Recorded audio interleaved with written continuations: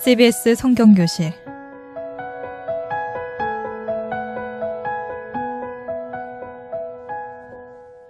이 시간은 창세기부터 요한계시록까지 성경 66권 속에 숨어있는 하나님의 말씀을 함께 공부하는 시간입니다. 여러분 반갑습니다. 오늘부터 여러분들과 함께 성경교실 창세기를 같이 공부하게 될 새천교회를 섬기는 최영삼 목사입니다. 오늘 저를 도와서 함께 도와주실 분 제가 세 분을 모셨습니다. 우리 각자 한 분씩 자기소개를 하겠습니다. 예, 새창원교회 임순섭 장로입니다. 네, 새창원교회 구종혜 집사입니다. 안녕하세요. 새창원교회 정화진 집사입니다. 네, 아주 목소리들이 다 좋습니다. 우리가 창세기를 이제 공부하게 됐는데, 창세기는 성경 맨 앞쪽에 있는 책입니다. 그래서 창세기를 이제 공부하기 전에 성경 전반적으로 특별히 성경을 좀 이렇게 잘 읽고 싶다. 성경을 어떻게 하면 효과적으로 잘 읽을 수 있느냐 이렇게 궁금해 하신 분들이 많으신 것 같습니다. 그래서 먼저 성경을 어떻게 읽으면 그 성경에 나와 있는 것처럼 꿀과 송이꿀보다 더 달다라고 했는데 그 진수를 맛볼 수 있는지 그 요령을 먼저 말씀을 드리겠습니다. 우선 성경은 보통 사람들 여러분들에게 한번 여쭤보죠. 여러분 성경하면 쉽다고 느껴집니까? 아니면 어렵다고 느껴집니까? 어렵다고 생각하는데 구약이 더 어려운 것 같습니다. 네. 보통 그런 생각이죠. 네. 우리 젊은 우리 정화진 집사님은 어떻게 생각하세요? 저도 쉽지 않은 것 같아요.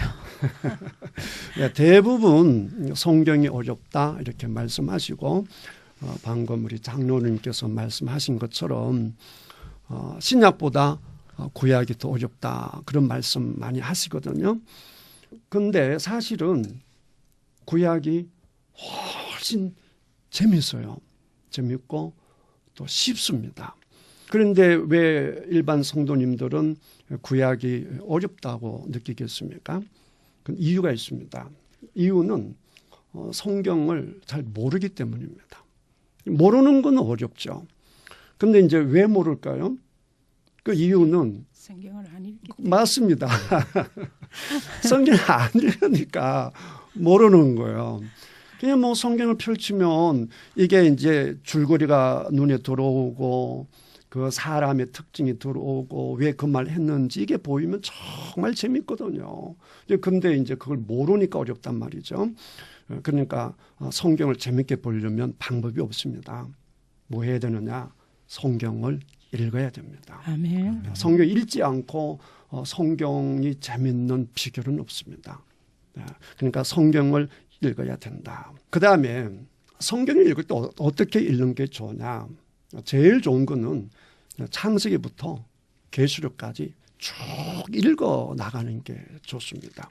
쭉 읽어 나가실 때는 오늘 여러분들이 성경을 가지고 오신 것처럼 성경책을 가지고 쭉 넘겨보는 게 참 도움이 됩니다. 제가 왜 이 말씀을 드리냐라고 하게 되면 요즘 사람들은 성경책을 안 가지고 다니고 심지어 교회 올 때도 성경책을 안 가지고 오고 뭘 갖고 옵니까? 핸드폰을 가지고 오죠. 핸드폰 속에 성경이 다 있으니까. 근데 핸드폰은요, 어쩔 수 없는 때만 사용하시고 일반 보통 때는 성경책을 가지고 읽으셔야 됩니다. 이유가 있습니다. 성경책을 갖고 읽으셔야 이 쭉 넘기면서 이 전체적인 그 문맥들, 그다음 장과 장의 그 연결들이 이 성경책을 넘기는 그 과정에 공부되는 것이 굉장히 많습니다. 그냥 가능하시면 앱보다는 꼭 성경책을 가지고 읽는 것이 좋다 이렇게 생각하시면 좋겠습니다. 그 다음에 성경을 쭉 읽다 보게 되면 이제 뭐가 보이기 시작하느냐라고 하면 줄기가 보입니다. 창세기 같으면 처음에 창조하고 그다음에 타락하고 그다음에 사람들이 막 용서받을 수 없을 만큼 죄를 짓고 너무너무 하나님이 속상해서 분노하시고 사람들을 심판하시고 그다음에 그 와중에 또 사랑을 베풀어 주시고 그러면서 쭉 흘러가는 이제 줄기가 보이기 시작하면 성경이 이제 재밌기 시작합니다. 줄기 정도 보이려고 하면 적어도 성경을 어느 정도는 읽으셔야 줄기가 보이는 거죠. 그 다음에 이제 줄기가 보이는 상황에서 이제 계속 더 읽으시다 보게 되면 어떤 게 보이기 시작하느냐를 하게 되면 그 큰 줄기에서 보지 못했던 그 섬세한 것들이 이제 하나씩 눈에 들어오기 시작합니다. 그 정도 되면요. 정말 성경이 정말 재밌습니다. 그 은혜가 되고요. 그게 이제 조금 더 진척이 되면 마치 그 시계 톱니바퀴가 돌아가듯이 창세기부터 계시록까지 쫙 연결되는 걸 볼 수 있습니다. 그 정도 되면요.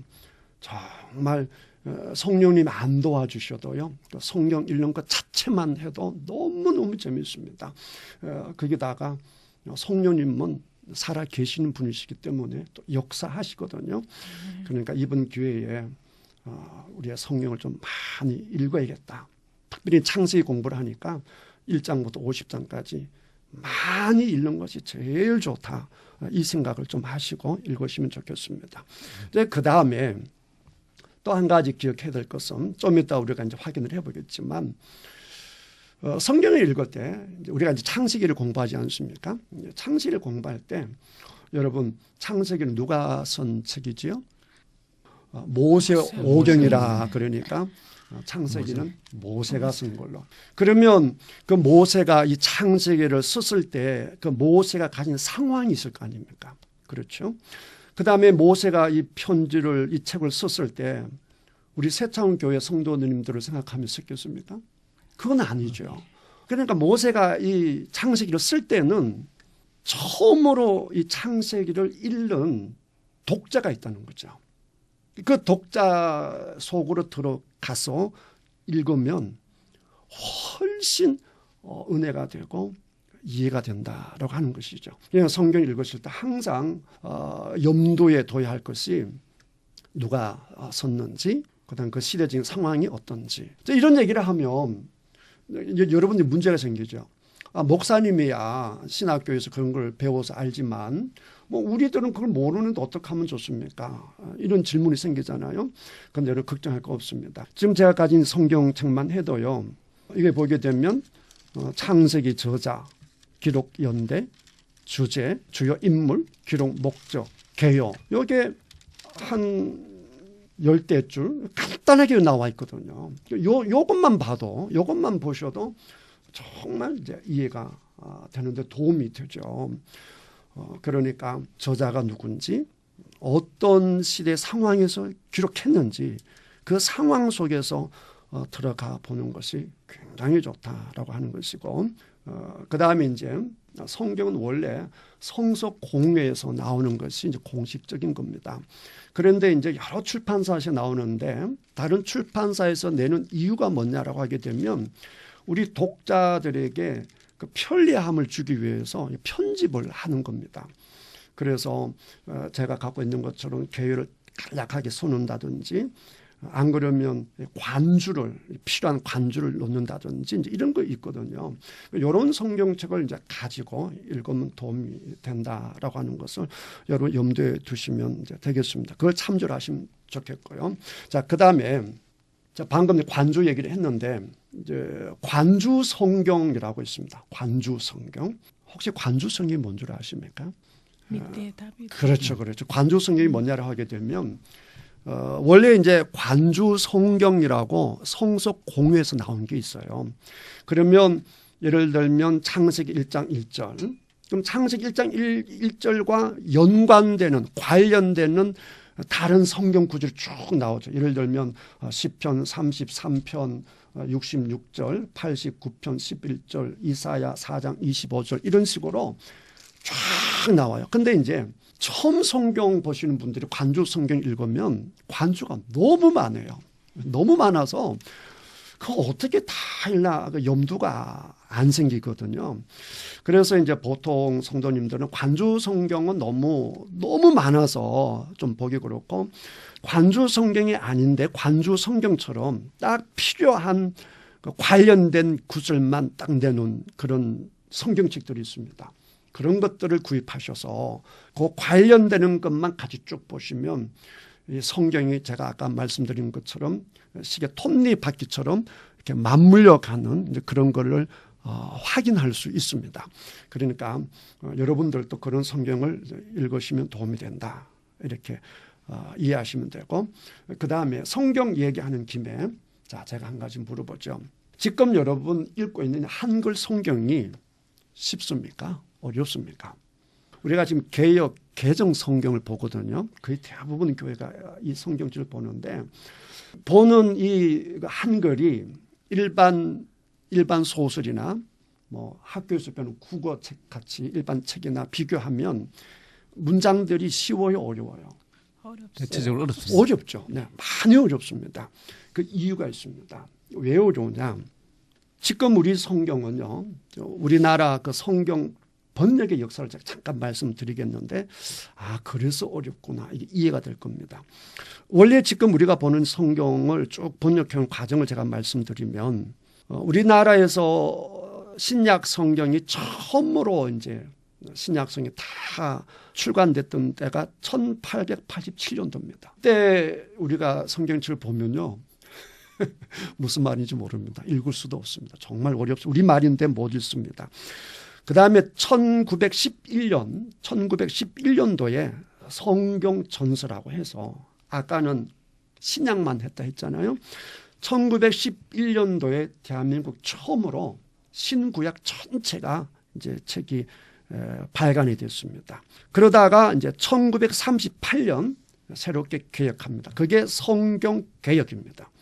1938년 된 이 책이 조금씩 변화되고 조금씩 변화된 것이 지금 보는 책입니다. 그러니까 어려울 수밖에 없습니다.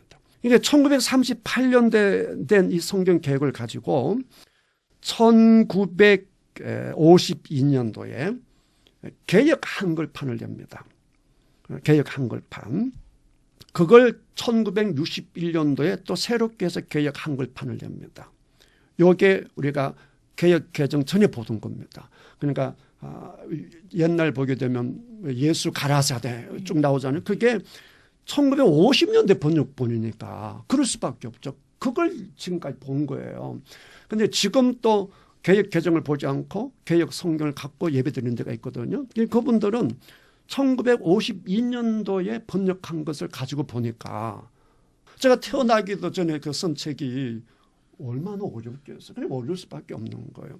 그러면 지금 우리가 보는 것은 개역 개정인데 이 개역 개정은 뭐냐. 이 개역 성경을 가지고 새롭게 한 거거든요. 근본적으로 이게 아주 오래된 책을 가지고 번역했기 때문에 지금 신세대나 젊은 청년들이 보면 너무 어려워요. 그래서 어렵다 이렇게 이해하시면 되고 그러니까 좀 쉬운 걸 보고 싶으면 뭘 보시면 되느냐. 1993년도에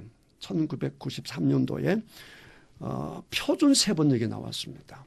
표준 세번역. 제가 지금 말씀드리는 것은 전부 다 공식적인 성경만 얘기합니다. 여러분 공식적인 성경은 어디서 출간되느냐라고 하면 성서공회예요. 그러니까 성서공회만 공식적인 성경이에요. 그 외에는 전부 다 성서공회 허락을 맡아서 영업의 목적을 두고 책을 출판하는 겁니다. 그러니까 표준 세번역은 말 그대로 지금 우리 보는 성경을 관계하지 않고 원어 성경책을 가져다 놓고 그야말로 한글로 번역한 겁니다. 그러니까 훨씬 쉬울 수밖에 없죠. 근데 이 표준 세번역이 언제 나왔느냐를 하게 되면 1993년도에 나왔습니다. 그러다 보니까 벌써 또 시간이 가다 보니까 또 몇 가지 좀 수정하고 싶은 게 생기지 않았겠어요. 그래서 표준 세번역을 2001년도에 번역한 게 있습니다.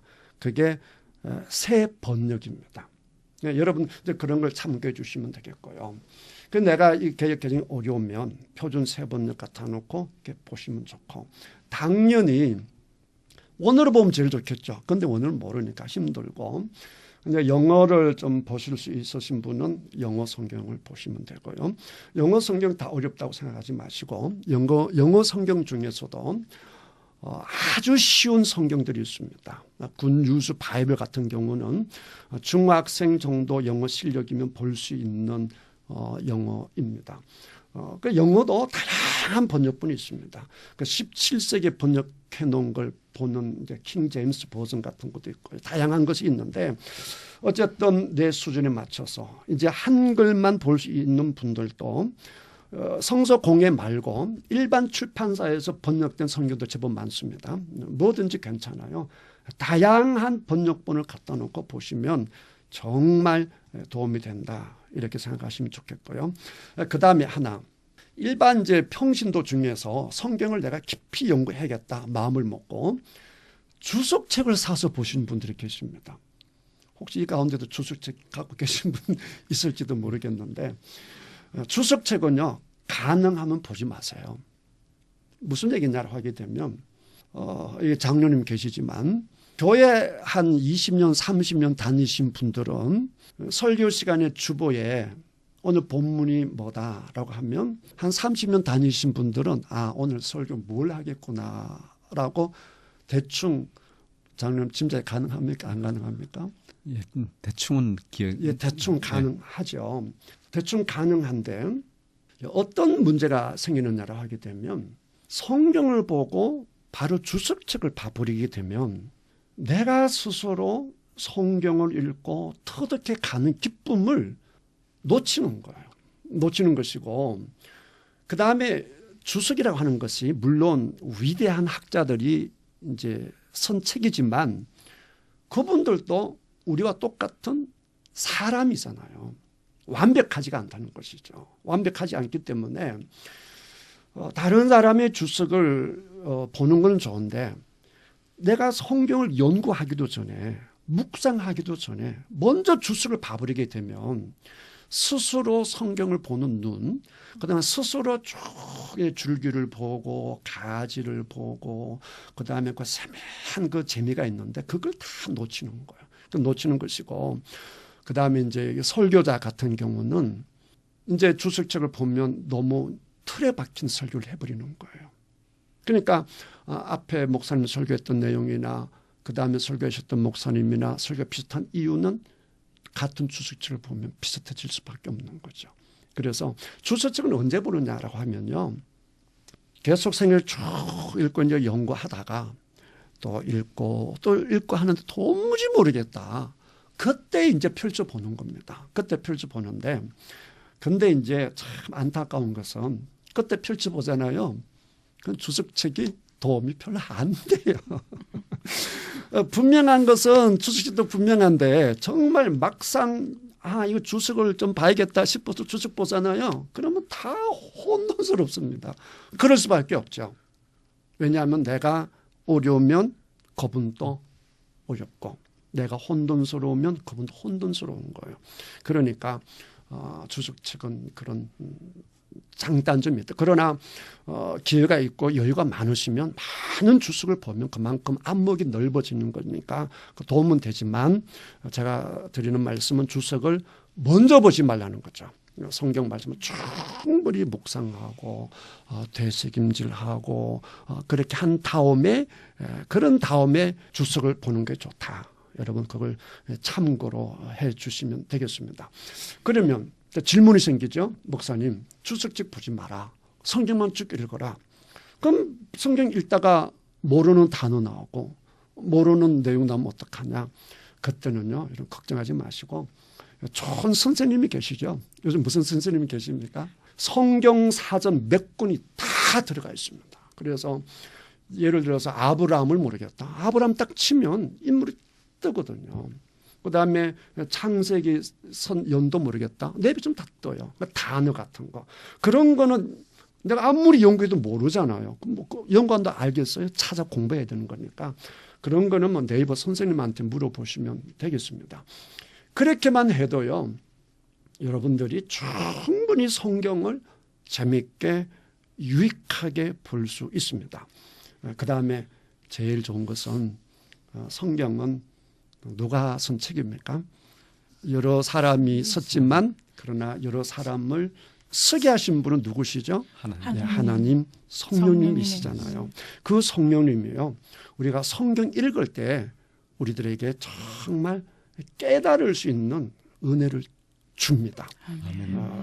그래서 성경 읽으면 정말 재밌습니다. 꿀과 송이꿀보다 더 달다라고 하는 것을 저는 경험했기 때문에 정말 저는 이렇게 말씀드릴 수 있습니다. 세상에 성경책보다 재미있는 책은 없습니다. 정말 재밌습니다.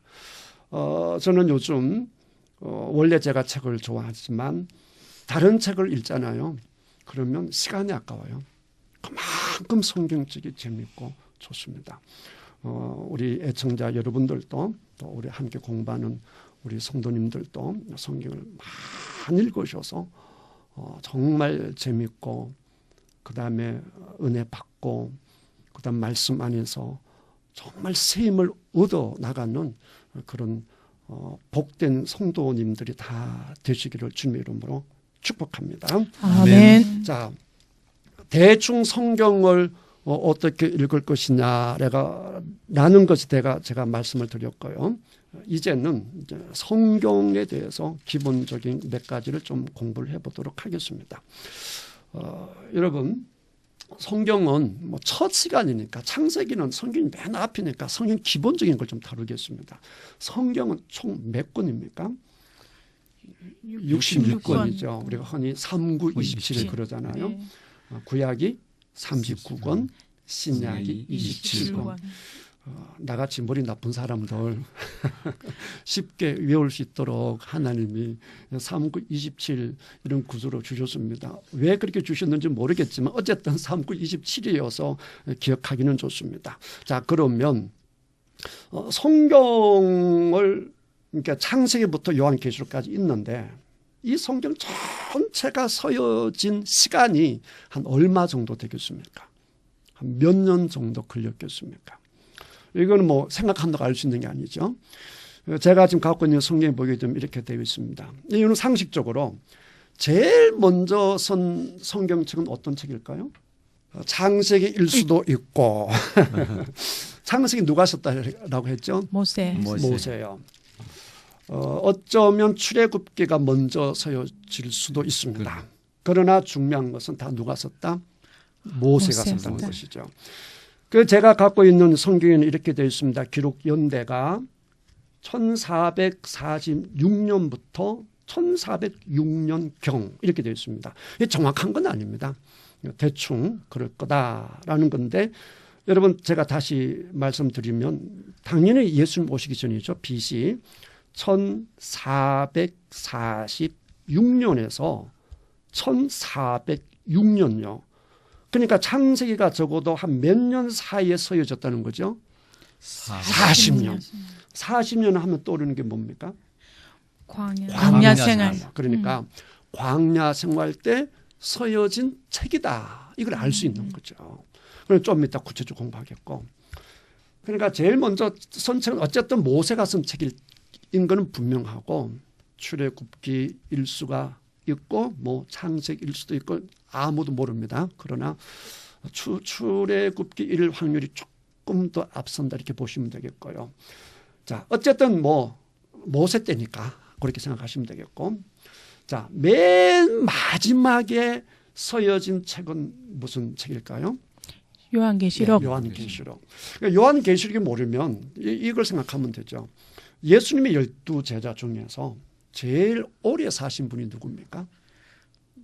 요한. 예, 요한이죠. 그러니까 당연히 여러분 이제 신약 성경 쭉 읽어보면 대부분 예수님의 제자나 또 예수님과 함께했던 분들이나 이런 분들이잖아요. 그러니까 제일 오래 사신 분이 제일 늦게 편지를 쓸 확률이 높죠. 네. 그래서 요한계시록 일수가 있는데 뭐 이런 학자에 따라 다 다른데요. 제가 가진 이 성경을 보니까 요한계시록은 96년경이다 이렇게 되어 있습니다. 자, 그러면 간단히 생각해 봅시다. 구약의 1450년 보고 그다음에 요한계시록 100년을 보게 되면 대충 총합이 얼마 정도 나옵니까? 1450 더하기 100이니까 1,500. 그리고 그 정도 나오죠. 대략. 어차피 정확한 건 모르니까. 그러니까 성경이 창세기부터 계시록까지 서여진 연도가 대충 몇 년? 1500년이라는 거죠. 대충 이제 이해가 되시죠?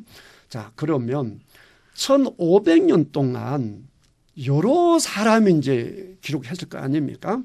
그럼 하나하나 보죠. 누가 기록했는지 도대체 성경을 기록한 저자가 몇 명이나 될까? 궁금할 수 있지 않습니까? 궁금 안 하신 모양인데. 궁금합니다. 자, 한번 따져보죠. 우리가 따져보겠습니다. 구약 성경을 먼저 보겠습니다.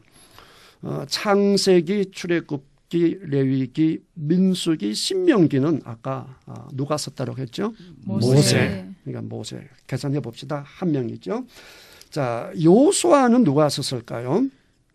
여호수아. 그냥 여호수아가 썼다라고 보고, 물론 뭐 성경학자는 다 달라요. 심지어 모세 오경을 뭐 모세가 안 썼다 이런 분도 계시지만 우리는 가장 기본적으로 계산하겠습니다. 자, 모세 오경은 모세가 썼다. 여호수아는 여호수아가 썼다. 사사기는요. 사사기는 너무나 많은 사사들이 등장하니까 누가 썼는지 혼돈스럽죠. 그래서 모름, 작자 미상 모른다 보시고, 그 다음에 룻기도 룻이 썼다 이러면 좋은데 룻이 쓴 건 아닌 게 분명한 것 같습니다. 그래서 룻도 모른다 이렇게 봅니다. 사무엘 상하는요. 사무엘 이러면 얼마나 좋겠어요. 그런데 사무엘은 사무엘 상에 죽어버려요. 그러니까 사무엘 설 수가 없죠. 그래서 사무엘 상하도 모릅니다. 누가 썼는지.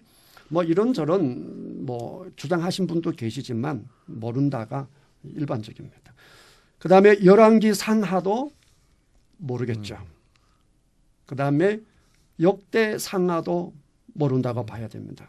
그러나 사무엘 상하, 열왕기 상하는 어쩌면 한 사람 혹은 같은 부류 이렇게 보시고 어쨌든 모릅니다.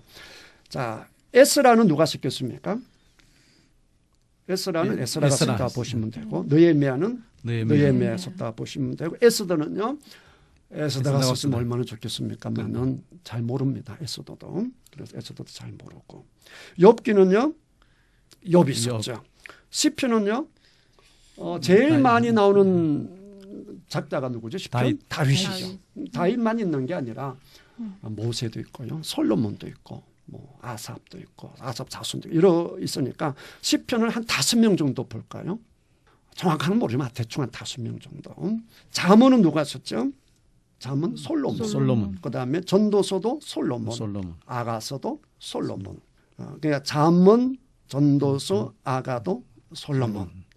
이렇게 보시면 되고, 이제 예언서인데 예언서는 그 사람 이름 되면 됩니다. 그러니까 이사야는 누가 쓰고요? 이사야. 예레미야는 예레미야. 에가는 예레미야. 이렇게 쭉 나가서 말라기는 말라기. 이렇게 보면, 자, 그러면 한번 계산을 해 봅시다. 자, 모세 오경 1명. 그렇죠? 요수아 쓴 사람 1명. 그다음에 사사기 쓴 사람, 룻기 쓴 사람, 사무엘 상하 쓰신 분, 열왕기 상하 쓰신 분, 역대 상하 쓰신 분, 에스라 쓰신 분, 느헤미야 쓰신 분, 그다음에 에스더 쓰신 분. 그럼 몇 명? 10명이죠. 10명에다가 그다음에 욥기 11명, 시편 대충 5 잡으면 16. 그다음에 잠언, 전도서, 아가서는 시편 속에 포함되어 있으니까 대충 16 그대로 가고, 16에다가 예언서가 17이니까 16 더하기 27은 얼마가 됩니까? 16 더하기 17은 33. 대충은 33. 대충 한 그 정도 잡고, 자, 신약으로 갑니다. 자, 신약은 쉽죠. 신약은 다 그 이름이 저자 이름입니다. 마태는 마태, 마가는 마가, 누가는 누가, 요한은 요한. 사도행전은요? 사도행전 바울. 이제 모르면 바울하면 제일 가능성이 높죠. 왜냐하면 바울이 많이 썼으니까. 근데 안타깝게도 아니올시다. 사도행전은 사도행전은 누가복음. 누가가 썼습니다. 그래서 누가복음과 사도행전을 한 권도 묶어도 된다 이렇게 얘기를 합니다. 자, 그렇게 보시면 되고, 자, 그 다음에 이제 바울 서신이니까 볼 것 없지. 누가 썼습니까? 바울 서신. 로마서부터 빌레몬서까지.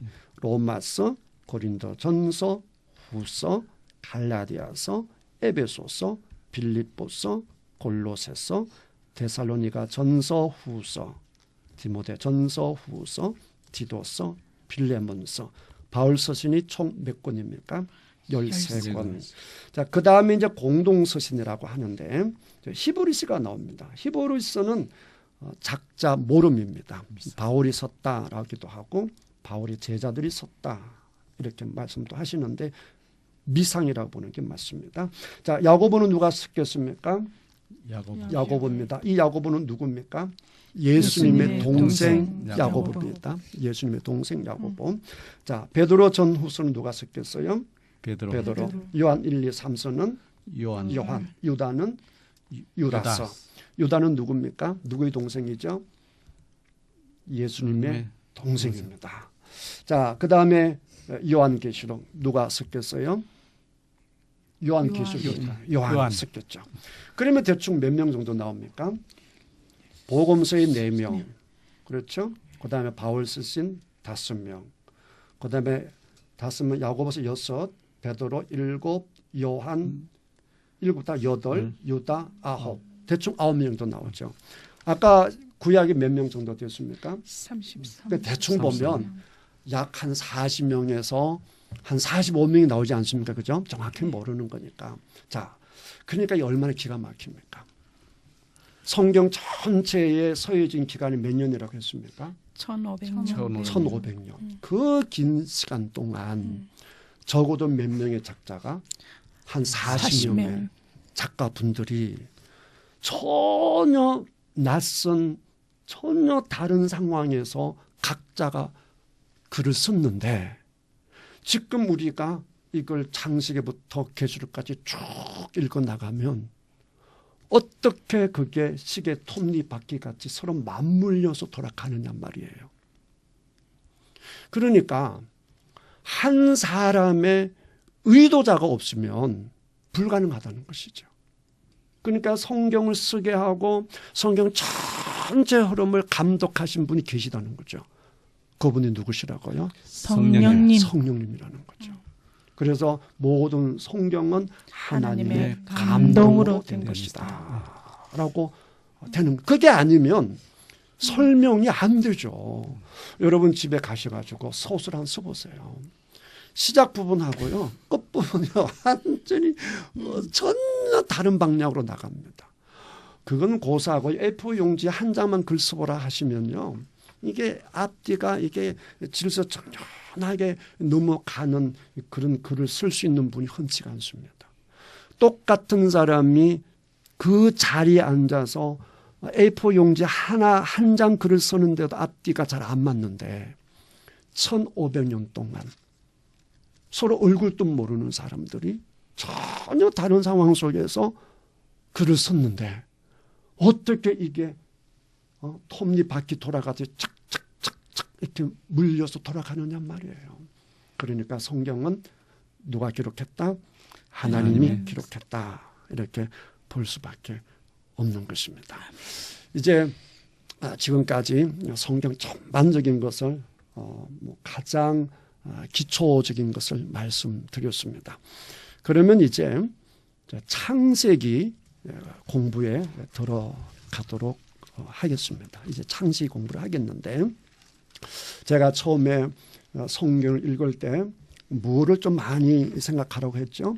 누가 썼느냐, 그 다음에 어떤 상황에서 썼느냐, 이걸 생각해 봐야 된다는 것이죠.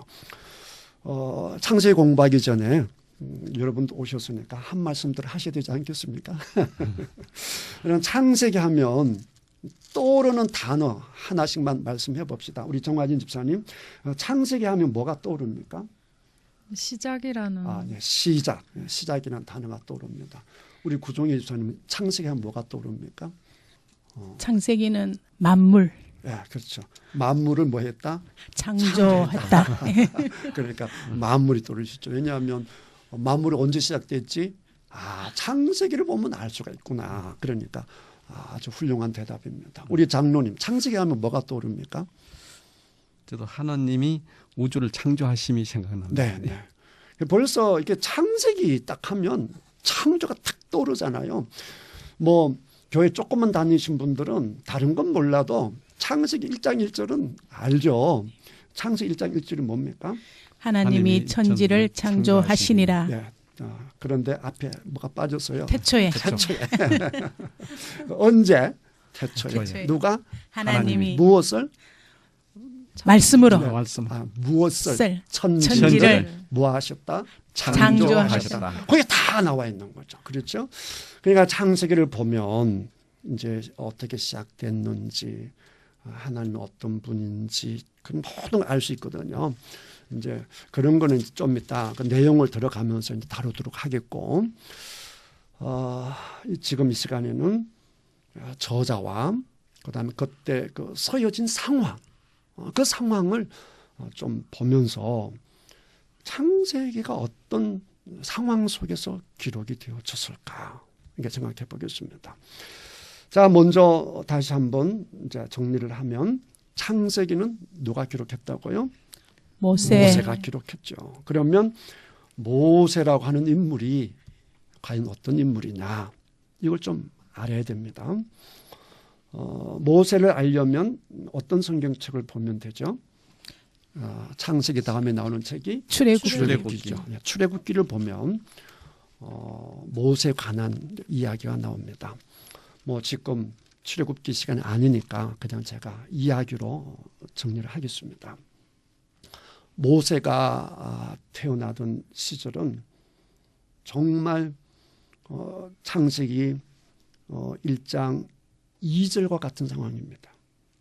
혼돈하고 공허하며 허감이 깊음 위에 있던 시대입니다. 무슨 얘기냐?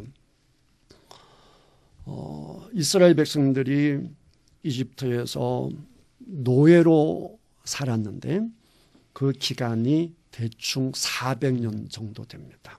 400년 혹은 430년. 400년 정도 노예로 살았는데 유대인들이, 히브리 사람들이 얼마나 건강한지 아기를 너무 잘 낳는 겁니다. 그러니까 이집트에서 보니까 이 유대인들이 너무 수가 불어나는 겁니다. 여러분 생각해 보세요. 지금 이제 우리나라에 필리핀이나 네팔이나 외국 분들이 오셔서 사신 분들이 계시는데 만약에 그분들이 한국에 살면서 막 인구가 기하급수로 늘어난다라고 한번 생각을 해보세요. 그분들을 폄하하는 것이 아니라 한번 상상을 해보자는 것이죠. 그분들이 한국 사람이랑 결혼하는 것이 아니라 외국 분들이 그 국적을 그대로 유지한 채, 그 다음에 그들의 혼을 그대로 유지한 채 한국에서 막 아기를 낳습니다. 그런데 한국 사람은 아기를 안 낳습니다. 그럼 어떤 문제가 야기될까요? 점점 외국 사람은 많아지는데 정작 우리 한국 사람이 살아야 할 한국 땅에 누가 줄고 있어요? 한국 사람이 주는 겁니다. 그러면 한국 사람 생각에 이건 아닌데 이런 생각이 들지 않겠습니까? 이집트가 그랬던 것 같습니다. 그러니까 노예로서 그 생활에 유익을 주는 건 좋은데 숫자가 너무나 불어나니까 이게 이제 위기의식을 느끼는 거예요. 그래서 결정한 게 뭐냐라고 하게 되면 여자애들은 살려주고 남자애들은 다 죽여버리자. 이런 기가 막힌 결정을 내린 겁니다. 그런데 이제 하나님이 아기 낳을 때 돕는 그 산파들에게 하나님 은혜를 끼쳐서 이분들이 이제 이집트 이제 관리 관련된 관리들이 와서 애기 딱 낳는 걸 보고 여자는 살려주지만 남자애들은 죽여야 되니까 올 것 아닙니까? 오면 먼저 애기를 낳아버리는 거예요. 애기를 낳고 숨겨버리고 막 이렇게 하고 뭐 이렇게 하니까 어떻게 방법이 없어요. 그래서 이집트에서 한 게 뭐냐라고 하게 되면 그러면 남자는 죽이지 말고 강물에 갖다 버려라. 여자애들은 그냥 두고 이랬단 말이에요. 그러니까 이스라엘 백성들이 고통스럽지 않겠어요. 고통스럽죠. 그러니까 정말 질서라는 것도 없고 혼돈스럽고 아기가 생기면 기뻐해야 되는데 불안하고 막 이거 너무 힘든 거예요. 거기다가 우리가 성경을 통해서 알지만 그 유대인들을 핍박하고 힘들게 하느라고 많은 노동을 이제 주고 이렇게 하니까 너무 고통스러운 겁니다. 그러니까 만사가 고통스러운 거예요. 그러니까 이스라엘 백성들이 너무너무 고통스러우니까 여러분 고통스러우면 우리가 뭘 하죠? 고통스러울 때 하는 게 뭡니까? 도망가고 싶은 마음도 있고 그다음에 우리 장로님 같이 믿음 좋으신 분들이 기도를 하시고 도망가서도 또 뭐 하겠어요? 기도하는 거지. 우리 믿는 분들은 어려움이 생기면 기도를 할 수밖에 없는 것이죠. 아멘. 그렇지 않겠습니까? 그러니까 그 히브리 노예들이 막 기도를 하는 겁니다. 그러니까 하나님이 그들의 기도를 다 듣는 거예요. 그래서 하나님이 그들의 눈물을 보시고 그들의 신음소리, 탄식 소리를 다 듣는 겁니다. 그래서 그러면 내가 조치를 취해야겠다. 이래서 하나님이 준비를 시킨 사람이 있는데 그 사람이 누구라고요? 그 사람이 모세다. 모세요. 하나님은 참 느긋하신 분입니다. 이스라엘 백성들은 죽는다라고 이렇게 얘기를 하는데 정작 하나님은 너무나 느긋합니다. 그래서 하나님 어떻게 하느냐. 준비된 모세를 출동시키는 게 아니고요. 모세 엄마 아빠를 만나게 합니다. 그래서 레위 남자가 만나서 아기를 낳습니다. 그 아기가 모세입니다. 모세니까 남자잖아요. 남자는 어떻게 되죠? 강물에 빠뜨려야 됩니다. 강물에 빠뜨린 그 인물이 모세입니다. 그 다음에 이제 여러분 아시는 것처럼 하나님의 은혜로 궁굴 속에 들어가죠. 궁굴 속에서 40년 삽니다. 왕자로 40년 살죠. 40년 살고 그 다음에 모세가 어머님에게 교육을 받았는지 자기 민족을 알아서 내 민족이 고통을 당하는데 내가 가만히 있을 수 없다라고 생각해서 내 백성에게 도움을 주려고 나서죠. 그러다가 둘이 서로 싸우는 걸 보고 관여하고 도움을 주는데 그게 발단이 되어서 결국 모세는 한 사람을 죽이게 되고 모세는 도망자가 됩니다. 도망자가 되어서 40년을 어디서 보냅니까? 광야에서 보냅니다. 40년 광야를 보내는데 모세가 한번 생각해 보세요. 나는 민족을 위해서 애쓰고 수고했는데 정작 내 민족은 나를 배반해 버렸어요. 그러니까 너무 상처를 받아버렸어요. 그리고는 40년의 세월을 보내버립니다. 모세는 그러니까 인생을 포기한 것 같아요. 왜냐하면 40년을 양을 쳤는데 자기 양 한 마리 없어요. 장인어른의 양을 치는. 그러니까 인생을 포기한 거라고 봐야죠. 그래서 이제 절망하고 이제 죽을 때만 기다리고 있는 겁니다. 그때 하나님 나타나십니다. 하나님이 대충 그럴 때 나타났어요. 잘 나갈 때는 잘 안 나타났어요. 그냥 어렵고 힘들고 이럴 때 하나님이 나타나셔서 모세는 나는 2명 또 내 뜻대로 못했다 이렇게 해서 정말 좌절감, 무력감, 무능력감, 막 대인기피증, 우울증 온갖 것을 다 가지고 그야말로 그 뜰기나무 같이 지푸라기 같은 그런 인생이 되어 있는데 하나님은 나타나시죠. 불 가운데 나타나시잖아요. 근데 그 뜰기나무가 훅 불면 그렇게 꺼질 나무거든요. 모세 인생이 그런 거예요. 이제 모세가 그냥 다 죽어야 될 나이에요. 모세가 시편을 고백하기를 인생이 강건하면 80이라고 그러잖아요. 그러니까 죽을 때가 되는 거죠. 이제 끝나가는 인생인데 그때 하나님 나타나서 하시는 말씀이 이스라엘 백성 인도하라는 겁니다. 어쨌든 그게 계기가 돼서 모세가 이스라엘 백성 끌어내죠. 이끌어냅니다. 그래서 광야 생활이 몇 년입니까? 40년. 40년 이제 나왔는데 그러면 성경은 언제 썼느냐? 이제 그게 볼 수 있는 것이 이제 처음으로 이제 하나님의 말씀이 이스라엘 백성들에게 주어진 것을 어디서 볼 수 있느냐라고 하게 되면 출애굽기 13장에서 볼 수 있습니다. 자, 출애굽기 19장입니다. 출애굽기 19장. 출애굽기 19장 전까지는 성경을 썼다라고 볼 수가 없어요. 그러니까 19장을 보시면 자, 출애굽기 19장 1절 우리 정화진 집사님 한번 읽어보세요. 이스라엘 자손이 애굽 땅을 떠난 지 3개월이 되던 날 그들이 시내 광야에 이르니라. 예, 떠난 지 몇 개월? 3개월. 3개월 후에 처음으로 하나님 말씀이 주어집니다. 이때 십계명이 주어지고요. 이스라엘 백성들이 살아가야 할 기본적인 말씀이 주어집니다. 그럼 이전까지는 무슨 말씀을 가지고 살았겠어요?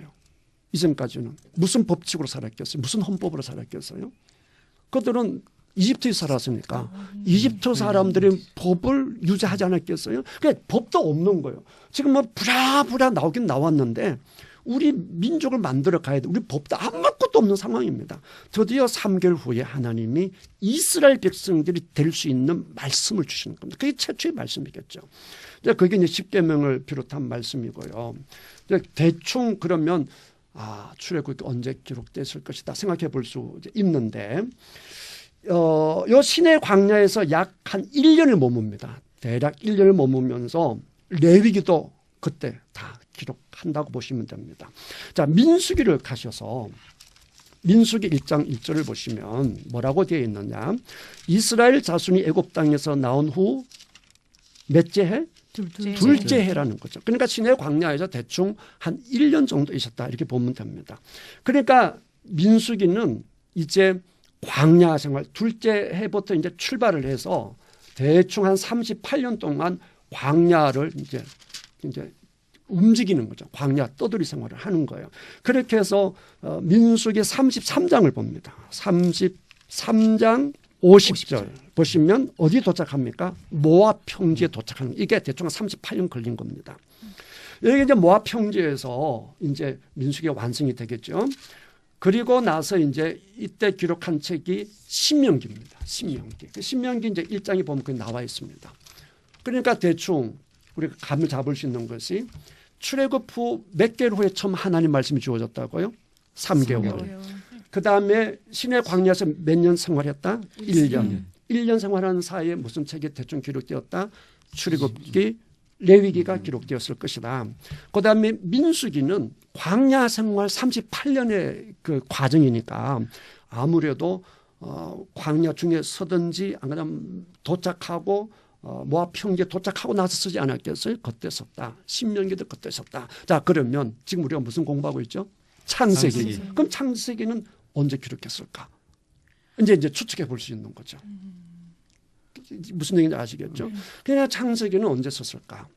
적어도 출애굽 3개월 전에는 쓸 수가 없는 것이고, 그러니까 이걸 이제 추천해 보는 건데 감은 어느 정도 가지만 정확히는 알 수 없어서 아까 우리 기록하기 약 40년의 기간을 둔 거잖아요. 그래 대충 그 정도 서여졌다 이렇게 보시면 되는 거고, 모압 평지에서 서여졌을 확률도 있겠죠. 그렇지만 정확히 알 수는 없다. 무슨 얘기인지 아시겠죠? 그러면 한 가지만 더 하고 정리를 하겠습니다. 그러면 처음 이 모세 오경을 읽었던 사람들은 지적 수준이 높았을까요? 낮았을까요? 낮았습니다. 낮았죠. 노예들이잖아요. 그러니까 당연히 하나님은 그들이 읽기에 편하도록 말씀을 주셨겠습니까? 아니면 이해 못하도록 말씀을 주겠습니까? 편하도록. 그러면 성경은 쉬워야 돼요? 어려워야 돼요? 쉬워야 되죠. 하나님은 이 말씀을 통해서 우리들이 깨닫게 하시기 위해서 주시는 말씀이지 우리 깨닫지 못하도록 주는 건 아니란 말이에요. 그러니까 성경은 기본적으로 쉽다. 이게 맞는 거죠. 맨 처음 하나님의 말씀을 보신 분들이 노예란 말이에요. 그냥 그 중에는 대부분 글도 모를 거란 말이에요. 읽어줘야 겨우 알아들을 거란 말이에요. 읽어줘도 알아들을 만큼 말씀은 분명하고 쉬웠을 것이라는 것이죠. 특히 이스라엘 백성들은 그들 상황 속에 주어진 말씀이 있기 때문에 틀림없이 쉬웠을 것이다. 오늘 말씀은 여기까지 배우도록 하겠습니다. 수고들 하실 거예요. 마지막으로 오늘 말씀을 배웠는데 소감 한마디만 해보시겠습니까? 우리 장로님. 예, 성경이 어렵게만 생각했는데 네. 오늘 말씀을 통해서 성경은 체계적으로 배우면 쉽다 하는 걸 이해할 수 있었습니다. 네, 감사합니다. 우리 구집사님. 네, 저도 성경을 읽을 때는 막무가내로 많이 읽었습니다. 그러나 오늘 목사님 말씀처럼 서두와 그 배경 그거를 똑바로 알고 읽으면 더 쉽고 재밌을 것 같습니다. 기대가 되죠? 네. 우리 집사님, 정화진 집사님. 네, 저도 좀 많이 그냥 글자로만 읽기만 했던 것 같은데 배경 지식을 잘 알고 읽는 것이 얼마나 도움이 되는가 그 생각을 하게 되었습니다. 네, 감사합니다. 그 훌륭하신 여러분들 때문에 제가 아주 재밌게 잘 할 수 있었습니다. 지금까지 우리 애청자 여러분 감사합니다. 안녕히 계세요. 감사합니다. 감사합니다.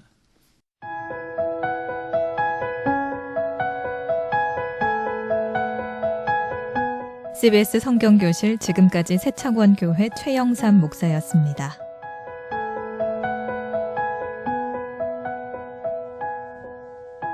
창세기부터 요한계시록까지 성경 66권 속에 숨어있는 하나님의 말씀을 함께 공부하는 CBS 성경교실은 여러분과 함께 만들어갑니다. 이 수업에 참여하고자 하시는 분은 전화 055-224국에 5600번 224-5600 경남 CBS로 연락하시기 바랍니다.